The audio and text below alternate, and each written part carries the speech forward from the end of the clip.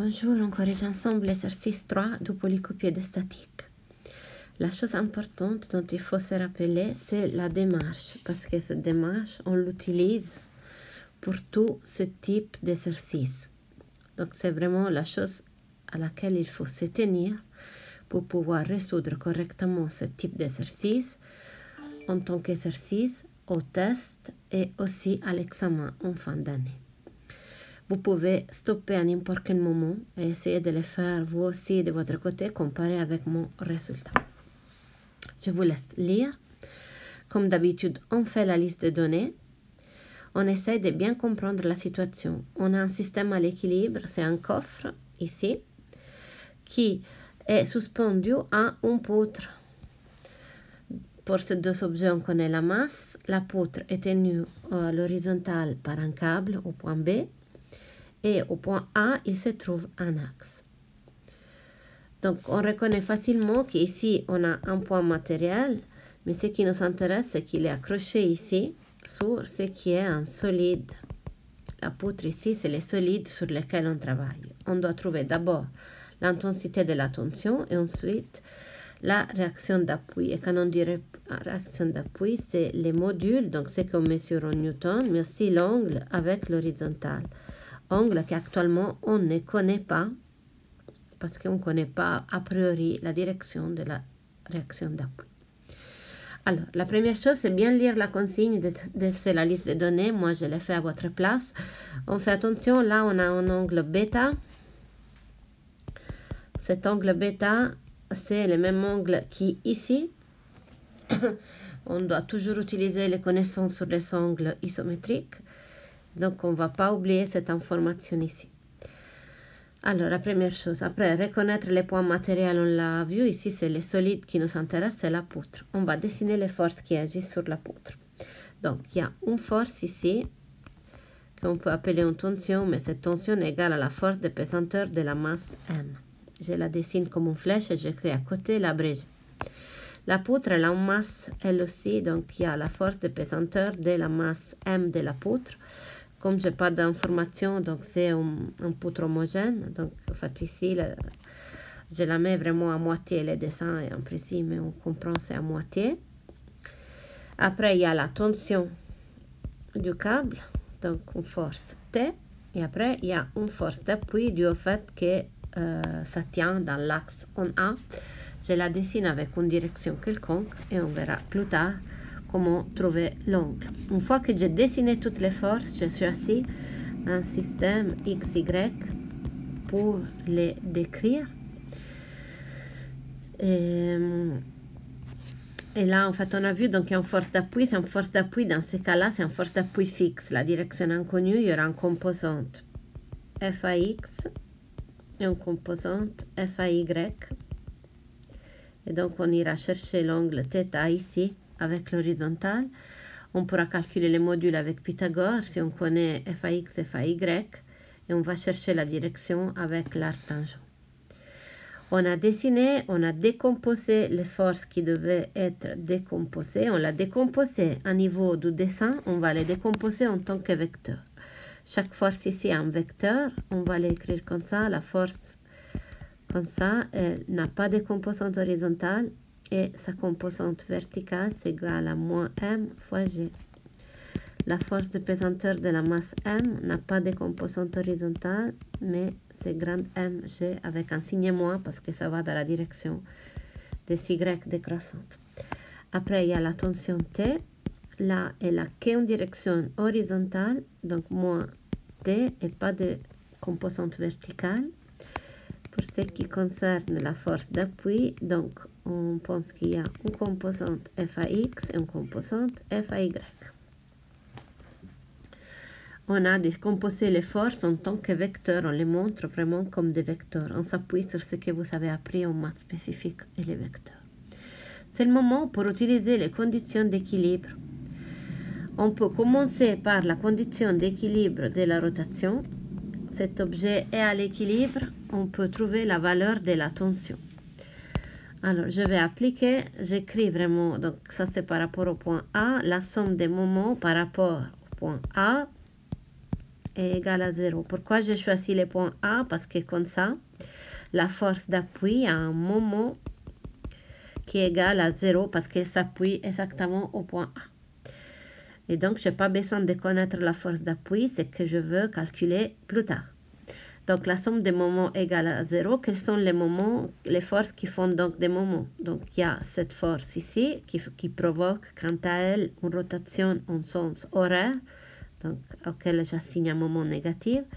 Elle aussi. Et en fait, une tension qui, quant à elle, fait tourner en sens anti-horaire. Et donc, auquel j'assigne un signe plus. Donc, si je fais la somme des moments, c'est le moment de la force d'appui qui est nul, moins les moments de la force d'appui, de la force de pesanteur, 1 et 2, plus les moments de la tension.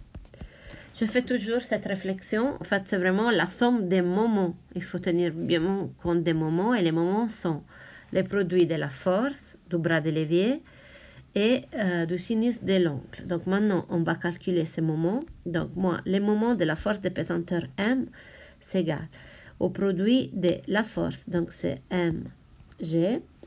Les bras de levier, c'est la longueur de la poutre divisé par 2 fois les sinus de l'angle entre les bras de levier et la force. Cet angle, c'est l'angle qui est ici. On voit un triangle rectangle ici, donc l'angle ici, c'est égal à 90 moins bêta. Alpha égale à 90 moins bêta, c'est 90 moins 37,2, ce qui donne 58,8. Maintenant, on fait le calcul. Donc là, c'est vraiment l'angle ici, l'angle entre la force et les bras de levier. On fait les réflexions pour cet exercice, mais c'est vraiment la même démarche à chaque fois selon la situation et je reconnais l'angle. Pourquoi je prends cet angle? Parce que c'est seulement la composante perpendiculaire qui fait un moment. Donc c'est le sinus de 52,8. Par rapport à cette force, donc les bras de levier et toute la longueur de la poutre, la force est dirigée comme ça, c'est le même angle, moins mg L sin de 52,8 plus. Donc là, ici, c'est le produit de la force T, ce que je cherche, fois les bras de levier L, fois les sinus de l'angle entre la force et les bras de levier. Dans ce cas-là, c'est bêta, sinus de 37,2 égale à 0. Quand j'écris tout ça comme ça, je vois tout de suite que je n'ai pas besoin de connaître la longueur L. En mathématiques, on simplifie. En physique, ça veut dire que les résultats ne dépendent pas de ces valeurs. Je cherche T, il ne me reste qu'à transformer la formule.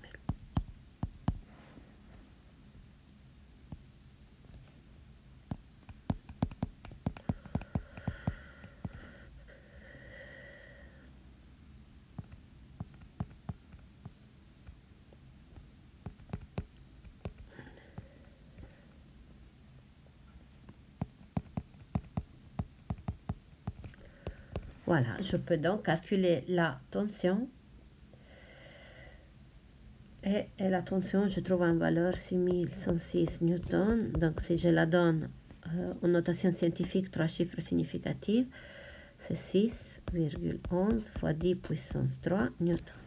Et là, c'est la première réponse. On cherchait la tension, on l'a trouvée. Donc, maintenant, on continue parce qu'on veut aussi déterminer les modules et l'angle avec l'horizontale de la force d'appui.